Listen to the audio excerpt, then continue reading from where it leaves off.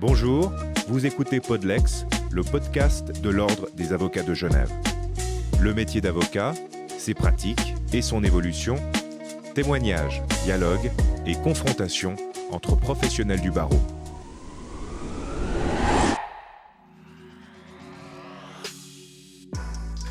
Nouveau numéro de Podlex consacré aux structures d'exercice de la profession d'avocat, SA, SARL, société en nom collectif, voire absence de personnalité morale. Il n'existe pas de statut spécifique à l'exercice du métier d'avocat. Peut-être un jour, on posera la question à nos invités. Dans l'immédiat, quelles caractéristiques, quels avantages, quels inconvénients, pourquoi bien choisir sa structure et surtout en fonction de quels critères, c'est important. Beaucoup de questions se posent d'ordre déontologique, en matière de responsabilité, sur son patrimoine en cas de litige. Nous aborderons des questions de fiscalité, de salaire. C'est un monde passionnant qui s'ouvre à nous avec nos invités de choix, Maître Laïla Rocha. Bonjour. Bonjour. Vous êtes associée de l'étude Schellenberg-Wittner, étude constituée en SA, avocate et experte fiscale. Maître Didier Zanzinezza, bonjour. Bonjour. Vous êtes associé de l'étude Keller-Alscarar, constituée pour Genève en société en nom collectif, avocat et expert fiscal. Et Maître Vincent Berger, bonjour. Bonjour. Vous êtes associé de l'étude Borel et Barbet, qui n'est pas incorporé juridiquement, avocat et expert fiscal. Vous écoutez Podlex, bienvenue. Podlex. Alors, question à chacune, chacun, est-ce que le choix de la personnalité juridique de votre structure est le fruit d'une vraie réflexion ? Je crois que c'est surtout le résultat de l'histoire, c'est-à-dire Borel et Barbet est une étude ancienne qui a été constituée en 1907. Et puis évidemment, à l'époque, la forme juridique, par définition, c'était la société simple, en réalité. Et puis, donc finalement, c'est plutôt l'héritage qui fait qu'encore aujourd'hui, on est toujours dans cette forme. Donc société simple, qui est un contrat entre associés. On n'a pas la personnalité morale. Et effectivement, donc, ça ne signifie pas toutefois qu'on ne pourrait pas évoluer. C'est des choses qu'on regarde évidemment, mais en l'état, effectivement, c'est une société sans personnalité morale. Maître Laïla Rocha. Alors, l'étude Schellenberg-Wittmer, elle est une société anonyme. De ce que je sais, parce que moi, je viens de rejoindre, donc j'ai dû regarder un petit peu, faire un peu de recherche, mais de ce que je sais, ils se sont transformés en société anonyme en 2013. Alors, les raisons pour lesquelles ils se sont transformés en société anonyme, j'y étais pas. Je n'ai pas débattu sur ces éléments-là. Je ne sais pas si on va aborder les questions maintenant, mais je pense qu'un des éléments importants, c'était la question de la responsabilité, notamment. Et puis aussi la protection de la raison sociale, qui a joué très certainement. Donc on peut peut-être développer ça plus tard. Mais On va le développer plus tard avec plaisir. On termine ce tour de table avec vous, Maître Zanzinezza. Alors moi, je rejoins ce qui a été dit par Maître Berger, s'agissant de Borel et Barbet, qui s'applique également à Keller-Alscarar, car la société en nom collectif, quand bien même c'est une forme juridique spécifique, on reste tous indépendants au sein de la structure juridique. Et je pense que ça, c'est un des éléments cruciaux s'agissant des avocats, ce côté assez libéral, ce côté indépendant. On y reviendra plus tard, mais il est vrai que lorsque la possibilité de se constituer sous une forme anonyme est arrivée, on va dire que les avocats assez traditionnels ont fortement, vivement critiqué cette possibilité, car une étude d'avocat n'est pas vraiment une entreprise. C'est une étude d'avocat. Est-ce qu'il y a une différence entre une société en nom collectif et une absence de personnalité juridique ? Je parle aux fiscalistes que vous êtes. Pas vraiment. Pas vraiment. Pas vraiment. Au quotidien, il n'y en a pas vraiment. Il y a quelques aspects juridiques, mais à proprement parler, non, il n'y en a pas. Parlons des avantages aussi de ce choix. Qu'est-ce qui a peut-être été déterminant dans ce choix, Maître Zanzinezza ? À mon sens, l'indépendance.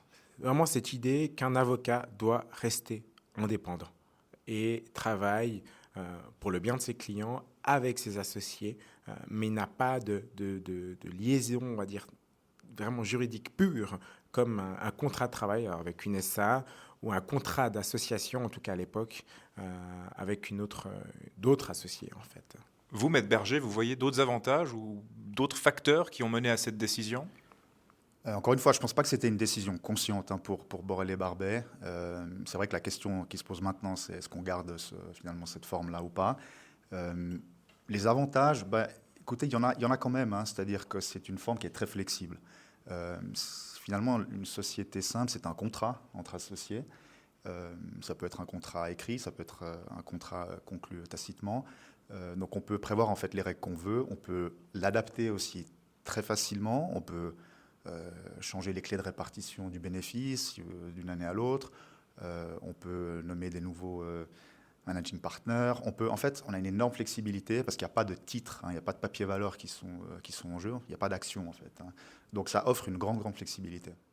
Maître Rocha, vous? Alors juste pour rebondir peut-être sur ce que Didier a dit par rapport à la structure en SA, je pense que l'indépendance de l'avocat reste très importante, même si on exerce comme avocat au sein d'une société anonyme. C'est la raison d'ailleurs pour laquelle le tribunal fédéral a autorisé l'exercice de l'activité d'avocat au travers d'une société anonyme, mais tout en demandant à ce que 2 conditions à minima soient respectées, à savoir que les associés d'une société anonyme doivent tous être des avocats inscrits au registre cantonal, donc au tableau des avocats, et c'est également eux qui se retrouvent au conseil d'administration. Donc, et dans cette mesure-là, on parlait de gouvernance tout à l'heure rapidement, mais la raison principale pour ceci, c'est justement de garantir que l'indépendance, qui est un principe déontologique propre aux avocats, soit respectée. Donc en termes de gouvernance, on a un conseil d'administration et finalement des managers, des cadres dirigeants qui se retrouvent au même poste, qui ne serait peut-être pas forcément le cas dans une entreprise lambda. Absolument. On pourrait parler de conflit d'intérêts. Alors là, je pense que la nécessité d'avoir les mêmes personnes étant les actionnaires et au conseil d'administration, c'est justement pour s'assurer que tous les principes déontologiques propres à la profession d'avocat soient respectés, dans le cadre de la surveillance en fait, des activités, par exemple. Est-ce que vous identifiez des risques en particulier en lien avec la personnalité juridique finalement de vos structures respectives? Maître Rocha, est-ce que vous souhaitez peut-être poursuivre, ou Maître Berger? Bon, c'est clair que le risque principal des sociétés simples et des sociétés de personnes, c'est la responsabilité personnelle des associés. C'est-à-dire que dans une SA, le substrat de responsabilité est en principe limité au patrimoine de la société elle-même. Alors c'est clair qu'il y a des exceptions, on peut parfois s'en prendre aux organes. On peut même imaginer que les associés en tant qu'employés, finalement, puissent être recherchés par la SA en tant qu'employeur. Mais c'est des cas, je pense, assez théoriques et rares. Mais c'est clair qu'en société de personnes, la situation est complètement différente parce que finalement, il n'y a pas de distinction entre le patrimoine social et puis le patrimoine des associés. Donc, finalement, les associés peuvent se voir saisir leurs biens, en réalité, dans le pire des cas. Évidemment, c'est des situations qu'on ne voit pas. D'ailleurs, c'est pour ça qu'on est là depuis 1907. Mais on peut pas complètement exclure le risque. Donc, c'est un élément qui est important et c'est finalement l'inconvénient majeur de la forme de la société simple ou de la société en non collectif. Donc, il faut évidemment avoir ce risque à l'esprit. On peut évidemment le traiter. Ça passe évidemment par des polices RC qui sont naturellement obligatoires pour les avocats. Ça passe par finalement des contrôles des 4 yeux sur tous les mandats. Donc il y a des mesures qui peuvent être mises en place, mais c'est clair que le risque zéro dans notre profession n'existe pas. C'est un domaine qui se complexifie. Je parle notamment de la fiscalité que les intervenants autour de cette table connaissent bien. Il y a des pratiques non écrites, ça évolue. Donc c'est clair que c'est des éléments qui doivent être pris en considération quand on choisit la forme de son étude. Il y a aussi des limites en termes d'assurance RC. Didier, est-ce que ça, c'est un risque que vous avez en tête, même des fois au moment de conclure un mandat avec un client ou de choisir un dossier, de se dire « Ah, peut-être que ce dossier-là, il y a un risque que j'y perde ma maison. » Ou plus. Alors, peut-être un point, Vincent Berger l'a évoqué pour Borel, il est vrai que chez Caloral sont réfléchis également à passer sous forme de société anonyme, notamment pour ces risques. Alors, on n'a jamais refusé de mandat en se disant qu'on risquait d'y perdre, ou plutôt que notre responsabilité individuelle risquait d'être engagée. Car en réalité, qu'on soit sous forme de personne morale ou société en non collectif ou raison individuelle, la diligence de l'avocat doit être la même. Donc ça, je pense, c'est une première chose. Un second point, à mon sens, les avocats, et c'est ce qui mène certaines entités à se transformer aujourd'hui, c'est une sorte de judiciarisation. C'est qu'on voit de plus en plus de clients qui n'hésitent pas à attaquer leur avocat, leur médecin, leur notaire. Et là, c'est une société dans laquelle on vit. Peut-être même que certains avocats et avocates y contribuent. Et ça pousse à la réflexion, est-ce que ces structures originelles, la SNC, la raison individuelle, sont toujours adaptées à la pratique d'aujourd'hui? Des mandats de plus en plus importants, des sommes de plus en plus importantes. Et ça pourrait pousser évidemment un certain nombre d'avocats à choisir une structure juridique, la société anonyme en l'occurrence. Sans trahir de secret, évidemment. Est-ce qu'il y a des exemples que vous pourriez nous mettre sur la table? Sans trahir de secret, non. Non, mais un cas très générique. J'ai en tête un cas d'une personne qui a attaqué. En l'occurrence, c'était une fiduciaire pour un conseil fiscal que cette personne ne jugeait pas approprié, qui a conduit cette personne à faire face à une reprise fiscale assez importante. Mais Dieu merci, sous l'angle civil, elle a perdu au tribunal fédéral. Mais j'ai un autre cas en tête d'un avocat, en fait, qui est actuellement en procédure contre un de ses clients dans le cadre d'un litige successoral et qui porte sur des sommes très, très importantes. Et là, s'il avait été en SA, par exemple, il aurait eu moins d'ennuis? Sous l'angle civil. Sous l'angle civil, oui, parce que c'est une procédure vraiment civile. On s'attaque à la personne. On parlait aujourd'hui des biens sociaux, donc on s'attaque à ses biens, à lui. Mais sous l'angle pénal, qu'on soit sous forme de personne morale ou forme de SNC, raison individuelle, l'avocat demeure pleinement responsable. Maître Berger, vous souhaitiez rebondir? Oui, après, c'est vrai qu'il y a des distinguos évidemment importants en termes de responsabilité pure, mais au final, qu'on soit en société de personnes, qu'on soit en société de capitaux, je veux dire, si on se fait poursuivre, et puis que finalement, disons, la réputation est tellement importante dans ce milieu que même si on est protégé sur le patrimoine dans une SA, en réalité, si la SA fait faillite à cause d'une prétention qui dépasse la RC, de toute manière, le dommage, il est fait. Peut-être que l'associé pourra garder sa maison, c'est clair, mais je veux dire, c'est quand même pas mal, non? C'est pas mal, mais réputationnellement, le mal est fait quand même. Donc la SA, c'est pas non plus quelque chose un parapluie magique qui nous protège contre tout. Maître Chat.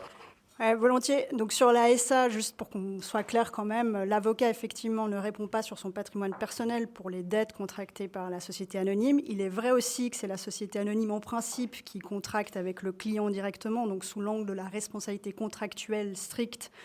Effectivement, c'est la SA qui reste responsable, raison pour laquelle elle conclut aussi une assurance RC, responsabilité civile. Mais après, ça n'exonère quand même pas l'avocat lui-même dans sa pratique d'être extrêmement diligent et de s'exposer aussi bien évidemment à une responsabilité pénale, le cas échéant, ou à une responsabilité aussi disciplinaire, je pense que c'est bien de le dire, parce que l'ordre des avocats et la commission du barreau peuvent intervenir également quand un avocat ne respecte notamment pas les principes déontologiques. Vous dites que les clients sont liés à la SA, à la métastructure en quelque sorte. Est-ce que ça pose aussi des questions en termes de choix des mandats, de conflits d'intérêts? S'il y a des très grandes SA, comment est-ce qu'on analyse ce genre de situation? C'est une excellente question. Effectivement, la gestion des conflits d'intérêts est primordiale pour tout avocat et pour tout type de structure. Mais c'est vrai que pour les SA, plus elles sont importantes et plus elles comportent d'associés, bien évidemment que le risque de conflit d'intérêts est de plus en plus grand. Et raison pour laquelle on met en place des démarches à l'interne qui font que l'on s'assure qu'il y ait dans chaque mandat qui est pris pas de situation de conflit d'intérêts. Donc, par exemple, pour donner un exemple concret, quand on entend ouvrir un mandat, on fait circuler, par exemple, un email à l'interne, et chaque personne qui verrait potentiellement un problème de conflit d'intérêt se doit d'intervenir. Et s'il y a une question à transiger, eh bien, c'est le management committee de l'étude qui va trancher. Et ça, dans les sociétés de personnes, est-ce que c'est plus facile à gérer, Maître Berger ou Maître Zandineza? Non. En réalité, c'est le même système. Les conflits d'intérêts doivent être gérés de la même manière qu'on soit sous forme de personne morale et forme de personne juridique. Après, il est vrai qu'aujourd'hui, les plus grandes structures d'avocats, en tout cas au niveau suisse, sont constituées sous forme de personne morale. Donc ça, c'est vrai. Mais c'est vrai que chez nous, on suit la même procédure sur tous les sites suisses. Donc ce n'est pas uniquement Genevois. Donc comme on a des bureaux à Lugano, et Lausanne et encore Bâle, on doit interpeller tous les membres de l'étude pour éviter tout conflit d'intérêts. Maître Berger. Écoutez, pas grand-chose à ajouter. Je dirais simplement que l'exigence de lutter contre les conflits d'intérêts, ça découle du principe d'indépendance auquel tous les avocats sont tenus indépendamment de la forme juridique dans laquelle ils exercent. question très concrète sur finalement le travail au quotidien, la logistique, en l'absence de personnalité morale. Comment est-ce que vos structures-là, en l'occurrence des structures constituées en société de personnes, gérez-vous les contrats de travail, les baux, la facturation? Comment est-ce que ça marche? Alors ça, c'est un aspect qui est effectivement compliqué dans la mesure où, dans une société simple, finalement, tous les associés sont co-titulaires en fait, des droits et obligations. Ils détiennent en main commune les actifs. Donc effectivement, tout le monde détient en quelque sorte la société simple.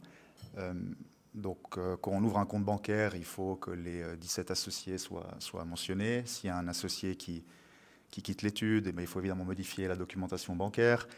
Donc ça pose un petit peu des problèmes pratiques. Maintenant, c'est atténué par des pouvoirs relativement larges accordés aux managing partners, qui ont donc des pouvoirs de représentation étendus. Et donc ça facilite l'administration. Mais c'est clair que du fait que les propriétaires, en quelque sorte, sont les 17 associés en main commune, il y a effectivement des complexités. Si on détenait un immeuble, ce qui n'est pas le cas, mais si on détenait un immeuble et qu'il y a des associés qui entrent ou qui sortent, il faudrait modifier le registre foncier. Donc il y a un certain poids organisationnel. Didier? Alors, il est vrai que la SNC, la société en nom collectif, se rapproche de la raison individuelle, mais est tout de même une forme juridique à elle-même. Donc, contrairement à la raison individuelle pure, nous, la SNC, Keller Hals en l'occurrence, peut s'engager, peut signer des contrats. Les contrats de travail sont conclus avec la SNC, les comptes bancaires sont ouverts au nom de la SNC. Donc, vraiment, tous les aspects contractuels sont faits au nom et pour le compte de la SNC. Mais il est vrai que pour les démarches relativement importantes, on doit savoir toujours qui sont les associés indéfiniment responsables aux côtés de la SNC. Et vous avez aussi ce système de managing partner Exactement, nous avons également un système de managing partner à qui, selon notre réglementation interne et même externe, auprès des banques, auprès des autres partenaires, nous avons délégué un certain nombre de pouvoirs afin d'éviter que chaque prise de décision, aussi minime soit-elle, doive faire l'objet d'une décision lors d'une réunion de tous les associés. Maître Rochat, vous souhaitez rebondir sur cette question? Vous avez moins ce genre de soucis? Alors, peut-être c'est un peu plus clair en ce sens que toutes les décisions sont du ressort de la société anonyme, mais c'est juste aussi que nous avons délégué un certain nombre d'actes courants, en fait, de la vie ordinaire de l'étude, au Management Committee, qui est composé des managing partners de l'étude. Donc là-dessus, on se retrouve un petit peu, c'est un peu le même type de fonctionnement. Au niveau du départ, de l'arrivée d'associés, on a brièvement évoqué cette question-là, mais comment ça se passe concrètement, Maître Berger? Alors en cas d'arrivée, les nouvelles personnes finalement concluent le contrat de société simple. Et puis donc elles entrent finalement dans ce contrat. Il n'y a pas vraiment de difficultés particulières lors de l'entrée. Il peut y avoir des questions, évidemment ça dépend de l'organisation des études, est-ce qu'on paye une sorte de goodwill à l'entrée, des choses comme ça. Ça c'est quelque chose qui est un petit peu, c'est propre à chaque étude. Mais il n'y a pas de difficulté particulière puisqu'en fait il suffit de rejoindre un contrat existant. Les sorties, là encore c'est probablement un peu plus compliqué qu'en SA, puisqu'en SA finalement la société existe indépendamment des actionnaires. Dans les sociétés de personnes, c'est clair qu'il y a un volet plus marqué, il y a une proximité plus proche entre le cercle des associés et puis l'existence même de la structure. Mais pour autant, les sorties, elles sont tout à fait gérables. En général, l'associé a droit à sa part. Il peut avoir des modalités contractuelles spécifiques. Disons, il n'y a rien d'insurmontable. C'est clair que ça peut devenir très compliqué si, au bilan de votre société simple, vous avez des actifs avec des réserves latentes, si vous avez de l'immobilier, si vous avez investi dans un portefeuille de titres qui est comptabilisé au coût historique ou des choses comme ça, où il faut partager. Là, c'est clair que ça peut devenir beaucoup plus compliqué parce que il faudrait finalement indemniser l'associé sortant. Mais si vous avez un bilan simple, ce qui est dans la plupart des cas, le cas dans les sociétés d'avocats, vous avez finalement du cash, vous avez des débiteurs, vous avez un peu d'immobilisation corporelle, donc il n'y a rien de très compliqué pour les entrées ou les sorties. Vous, Maître Nzandi-Neza? Je rejoins également ce que dit Maître Berger sur les entrées et les sorties. Ça ne pose pas de problématique en tant que telle. La question est beaucoup plus complexe pour l'associé en lui-même, car il est indépendant, donc il doit gérer sa situation personnelle. Peut-être la différence dans une SNC, c'est que lorsqu'un associé arrive, cela implique, et je le disais parfois pour des questions importantes, notamment pour l'enregistrer auprès du registre du commerce, cela nécessite la signature de tous les associés de la SNC. Mais ensuite, le reste, on parle principalement de questions financières qui sont en principe dans le règlement financier. Et la règle, le principe général veut qu'un avocat arrive à nu, c'est-à-dire ne paye pas de bailli, parfois on paye, mais sort également à nu et n'est pas droit de sortie, ce qui facilite en tout cas, sous un angle financier, un angle pratique, l'entrée et la sortie de nouveaux associés. Et s'il y a des conflits, est-ce que c'est arrivé qu'il y ait des conflits entre associés, entre copropriétaires de la société? Est-ce qu'une structure est plus facile à gérer les conflits au fond? Alors, si j'ai envie de soulever le point de la bombe atomique dans une raison individuelle, c'est demander la dissolution. Un associé sortant peut tenter de demander une dissolution alors que ce n'est pas le cas sous la forme d'une personne morale. Car vraiment, derrière les entreprises individuelles, on s'attache à la personne même de chaque associé. Et il n'y a pas d'une structure plus forte que les associés. Les associés en font la structure. Mais c'est vrai que si un associé sort dans de mauvaises conditions, peu importe la raison, ça peut être problématique si ça se passe très mal. Avec une chance de succès de demander la dissolution? Je dirais plutôt une tentative pour mieux négocier sa sortie. Ah voilà, Maître Berger. Je pense que s'il y a des conflits, c'est souvent financier, si on se parle franchement. Donc, j'ai l'impression que ces conflits ils existent indépendamment de la structure. Parce que même dans une SA, vous devez vous mettre d'accord sur un mode de répartition des bénéfices.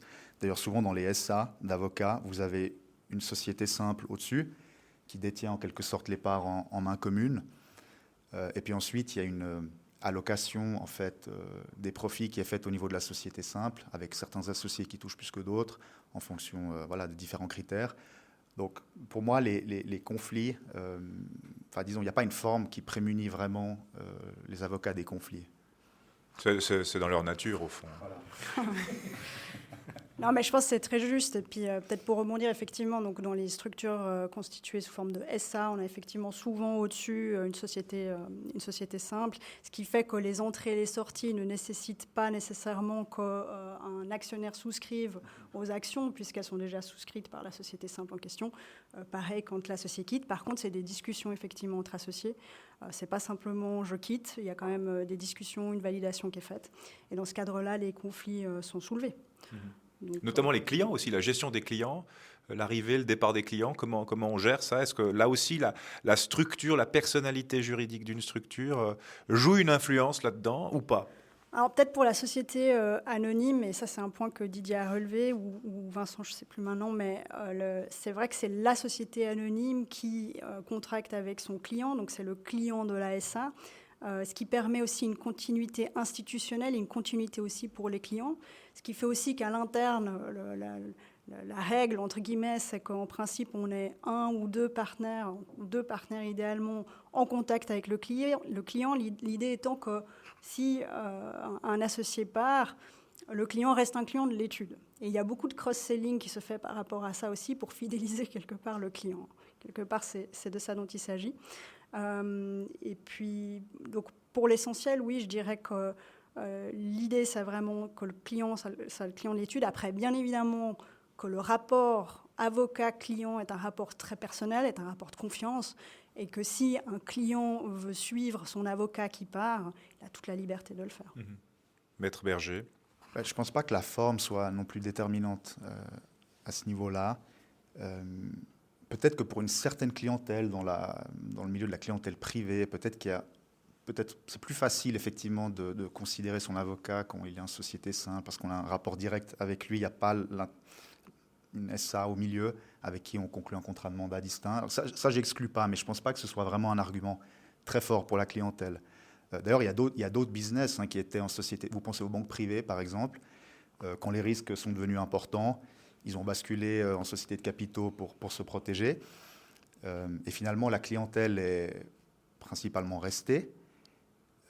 Et pourtant, évidemment, la forme juridique, là, elle était marketée. C'était quelque chose qui était vendu au client en disant finalement, si quelque chose de mauvais se passe dans la banque, si on prend trop de risques, ben nous, associés, on va perdre aussi nos billes. Donc c'était quelque chose qui était vendu au client. Pour les avocats, j'ai l'impression que c'est moins le cas. On ne fait pas du marketing de son étude en disant « moi je suis en société simple, j'ai une responsabilité illimitée ». Je ne pense pas. Mais Vous pourriez. Ouais, on pourrait, mais c'est pas vraiment. Voilà, ça c'est un worst case évidemment. Puis c'est pas Sur ça une affiche à l'aéroport, par exemple. Voilà. Alors ça, je vais bientôt passer le micro sur ma gauche. Mais disons que non, j'ai pas l'impression que ce soit déterminant pour la relation client.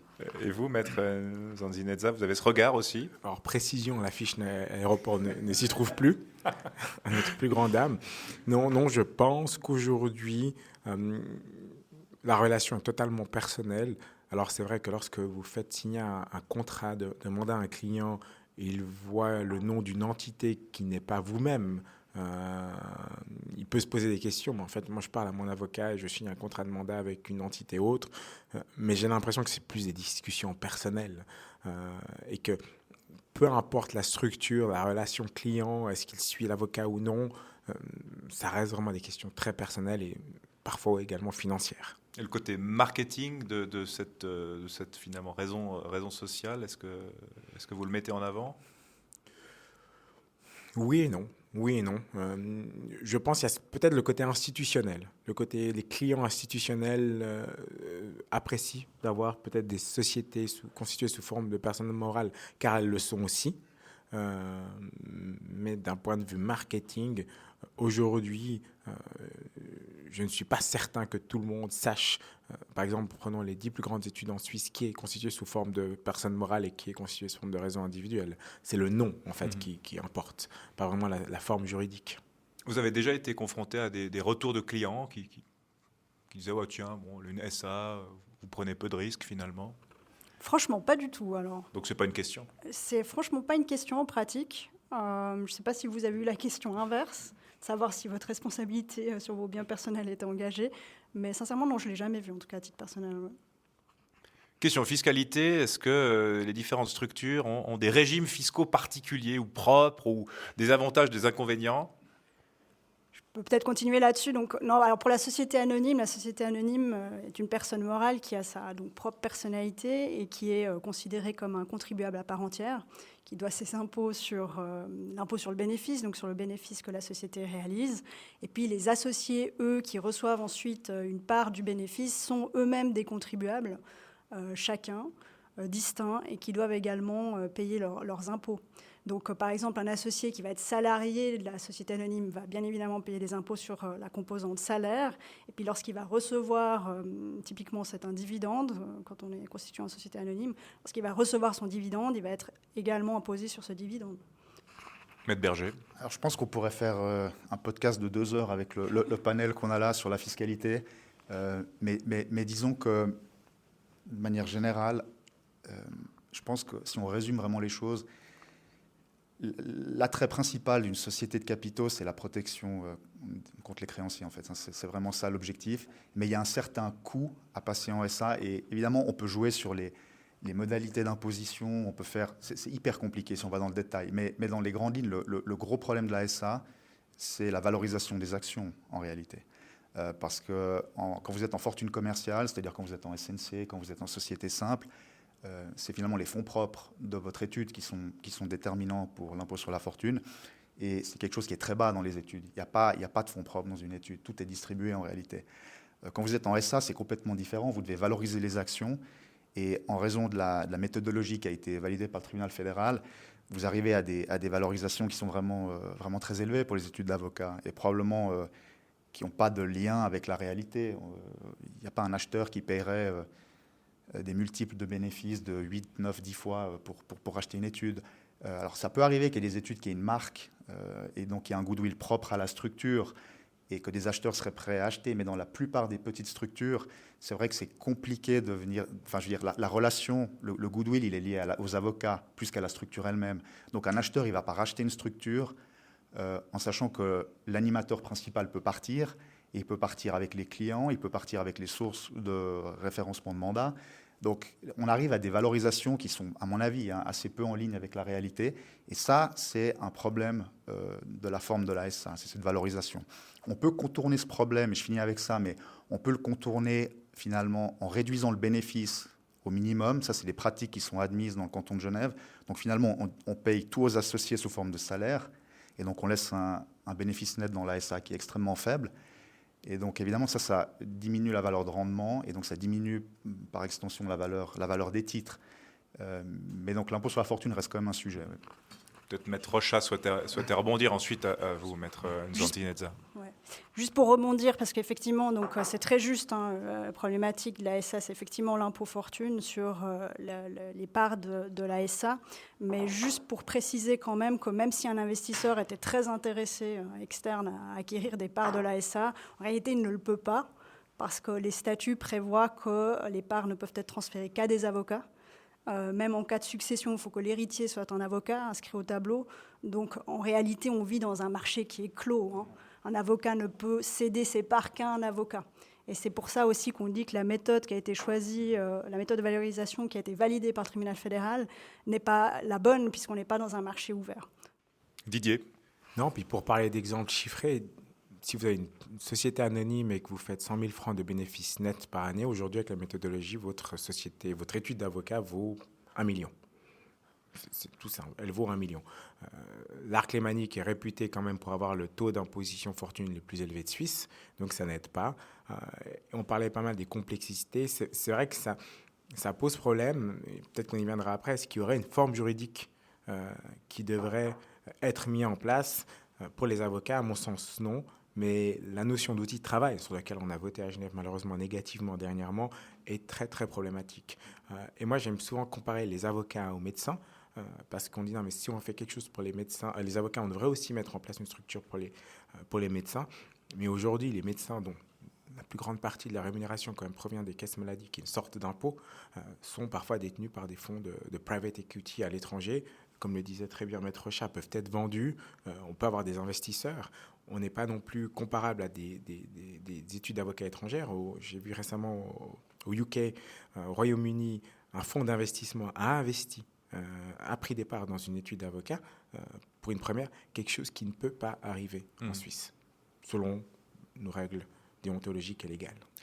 Mais d'un point de vue des rémunérations, là, c'était intéressant de dire, voilà, il y en a beaucoup qui décident de baisser le bénéfice au minimum possible, finalement verser pas ou peu de dividendes, tout le reste en salaire. Ça, c'est des questions qui se posent très concrètement. C'est la règle. Si vous êtes en société anonyme, c'est la règle. Si vous êtes en société anonyme et que vous êtes dans l'Arc lémanique, j'inclus Genève et Vaud, c'est la règle. Si vous avez la chance de traverser notre côté de la Suisse, ils nous rient au nez, parce qu'ils n'ont pas du tout les mêmes problématiques sous l'angle fiscal, en termes d'impôt revenu, en termes d'impôt fortune. Et ça, c'est quelque chose qu'il faudrait peut-être changer, Maître Berger? Disons, je crois que c'est un arbitrage, c'est-à-dire que si vous faites une chose pour améliorer un impôt, vous allez probablement créer un impôt supérieur ailleurs. Donc c'est toujours les vases communicants en fait pour les SA. Ça, c'est peut-être la difficulté principale. Donc, on ne peut pas dire de manière générale il y a une forme qui est meilleure qu'une autre. Ça dépend vraiment des circonstances de chaque cas. Et un élément qui est quand même assez important, c'est de voir si les associés chacun peut détenir 10% de la SA d'avocat. Parce que si c'est le cas, effectivement, on peut avoir l'imposition partielle des dividendes, qui est donc plus favorable que le salaire. Et donc, on peut se dire qu'on peut verser une partie du profit en dividendes. Mais comme le disait à juste titre Didier, c'est clair que si vous payez du dividende, votre profit, ce n'est pas déductible les dividendes pour la société, donc évidemment votre profit dans la SA va augmenter et donc ça aura un impact à la hausse sur l'impôt fortune. Maître Rocha? Oui, alors il y a un arbitrage, je suis d'accord, entre ce qui peut être versé comme salaire ou dividende. Mais c'est pour ça qu'il y a des fiscalistes dans les études exactement, d'avocats. Mais en fait, on n'est pas si libre que ça, finalement, parce qu'en réalité, l'AVS va vous dire vous ne pouvez pas vous verser un dividende excessif. Donc il y a des règles pour calculer les cas où on se trouve dans le cas où on aurait un dividende excessif. Et puis, à l'inverse, il y a le cas où on ne peut pas, pour les impôts, avoir un salaire excessif, parce que bien évidemment, le salaire est déductible du bénéfice, et puis le fisc ne serait pas très content si des salaires excessifs sont versés. Justement, ça sera le dernier thème de ce podcast en lien avec la bureaucratie. Est-ce qu'une structure implique plus de bureaucratie qu'une autre, plus de contrôle, plus de règles? J'ai envie de vous dire non. J'ai envie de vous dire non, parce que au quotidien, à mon sens, peu importe la structure, c'est comment les associés ont décidé de faire fonctionner leur structure. Le modèle financier, la délégation des tâches au managing partner, est-ce qu'il y a des comités, certains en charge de la compliance. Donc vous pouvez avoir une structure, à mon sens, une structure très compliquée ou très facile que vous soyez sous forme de personne morale ou de société anonyme. Chacune des structures implique ensuite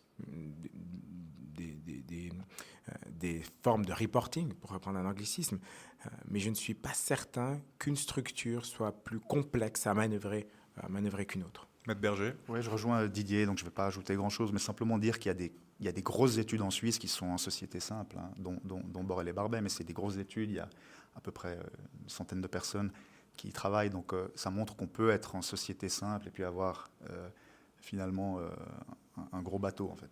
Vous n'êtes pas d'accord, Maître Rochat? C'est pas que je suis pas d'accord, je pense que dans les grandes lignes c'est très juste, mais par contre la société anonyme, elle doit, de par la loi, répondre à un certain type de mécanisme. Donc quand une décision doit être prise, elle est soit du ressort de l'Assemblée générale, donc de l'Assemblée des associés, soit du ressort du conseil d'administration, mais voilà, il y a des décisions qui sont prises et puis qui doivent être protocolées ensuite dans les procès verbaux, donc on a peut-être un peu plus de lourdeur de ce point de vue-là.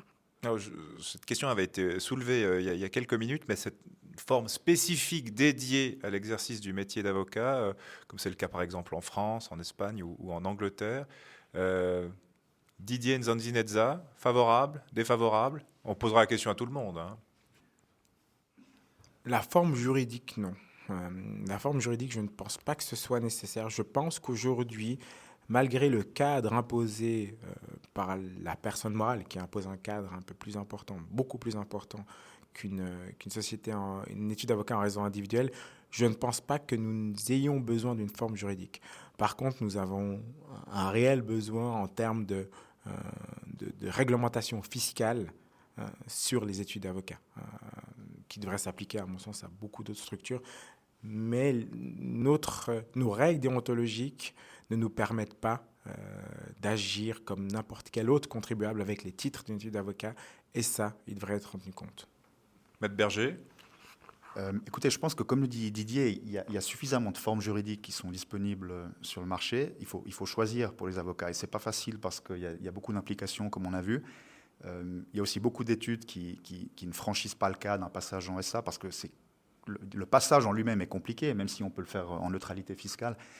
C'est un gros chantier à l'interne, en fait, de faire les simulations, de voir combien ça coûterait, quel serait l'impact fiscal. Donc c'est un énorme chantier, et puis les avocats, peut-être que c'est des choses qui repoussent, en fait, parce qu'ils sont souvent bien occupés au travail. Mais donc les formes juridiques, à mon avis, elles existent. Pour moi, il y a d'autres défis qui sont importants. C'est est-ce qu'on peut intéresser, en tant qu'associé, que ce soit en tant qu'actionnaire d'une SA ou d'une société de personnes, des experts fiscaux qui ne seraient pas avocats? Est-ce que demain, on aura des partenaires qui seront actifs en prix de transfert dans les études d'avocats? Et je pense qu'il faut réfléchir à autoriser, en fait, ces gens-là à pouvoir rejoindre des structures d'avocats. Maître Rochat. Je crois que l'essentiel a déjà été dit. Le droit suisse offre une panoplie effectivement de structures qui peuvent tout à fait être adaptées à la pratique de la profession de l'avocat. Et puis pour rebondir sur ce que tu as dit, Vincent, la multidisciplinarité est un vrai sujet. Qui est normalement interdite pour les sociétés anonymes, en tout cas d'avocats, parce que justement en lien avec le principe déontologique de l'indépendance, où il faut que ceux qui sont associés soient des avocats inscrits.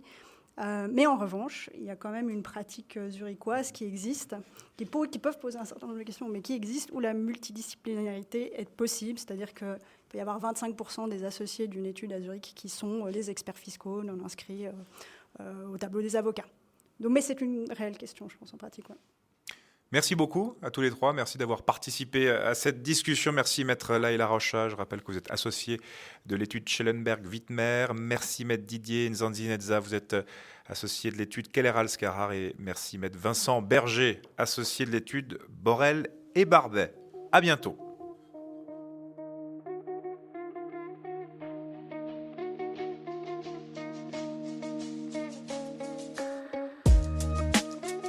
Merci d'avoir écouté le podcast jusqu'au bout. Podlex, c'est tout pour le moment. Retrouvez toute l'actualité de l'Ordre sur odage.ch ou sur les réseaux sociaux, Instagram et LinkedIn. C'était Jérémy Sédou, à bientôt.